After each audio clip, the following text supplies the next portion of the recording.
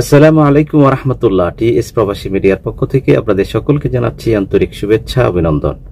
আশা রাখি আল্লাহ সুবহানাহু ওয়া তাআলার মেহেরবানিতে আপনারা সকলেই ভালো আছেন। আলহামদুলিল্লাহ, আমি আপনাদের দোয়া ভালো আছি।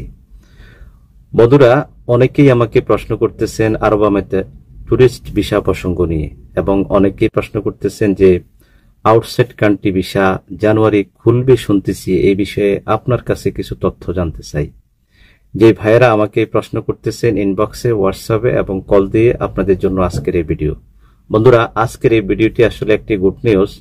সেটি হচ্ছে সংযুক্ত আরব আমিরাতের ভ্রমণ ইচ্ছুক ভাইদের জন্য ফেব্রুয়ারি মাসেই খুলতে যাচ্ছে আরব আমিরাতের টুরিস্ট ভিসা। সো এটি একটি গুড নিউজ।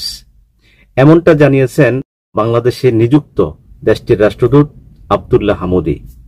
সোমবার রাতে সিনিয়র সচিব পদমর্যাদায় নবনিযুক্ত রাষ্ট্রদূত মুশফিকুল ফজল আনসারী সংবর্ধনা অনুষ্ঠানে একথা বলেন আব্দুল্লাহ হামুদি। আব্দুল্লাহ হামুদি আরও বলেন, জানুয়ারি থেকে ফেব্রুয়ারি মাঝামাঝি সময় খুলবে আমিরাতের সব ধরনের ভিসা।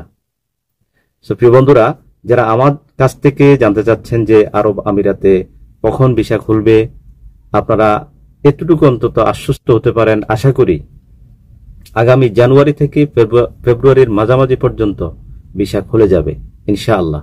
সো আপনারা যারা টুরিস্ট ভিসা, ভিজিট ভিসা এবং এমপ্লয়মেন্ট ভিসার জন্য অপেক্ষা করতেছেন, আপনারা একটু অপেক্ষা করুন, ধৈর্য ধরুন। ইনশাআল্লাহ যদি নেক্সট টাইমে আমাদের কাছে কোনো তথ্য ইনফরমেশন আসে, অবশ্যই আমার এই টিএস প্রবাসী মিডিয়ার ইউটিউব চ্যানেলের মাধ্যমে আপনারা ইনশাআল্লাহ তথ্য পেয়ে যাবেন। সে পর্যন্ত আল্লাহ সুবহানাহু ওয়া তাআলা আপনাদের সকলকে ভালো রাখুক, সুস্থ সুন্দর রাখুক, এই আশায়, এই প্রত্যাশায় আমি তো হবে নিচ্ছি। আল্লাহ হাফেজ। আসসালামু আলাইকুম ওয়া রাহমাতুল্লাহি ওয়া বারাকাতুহু।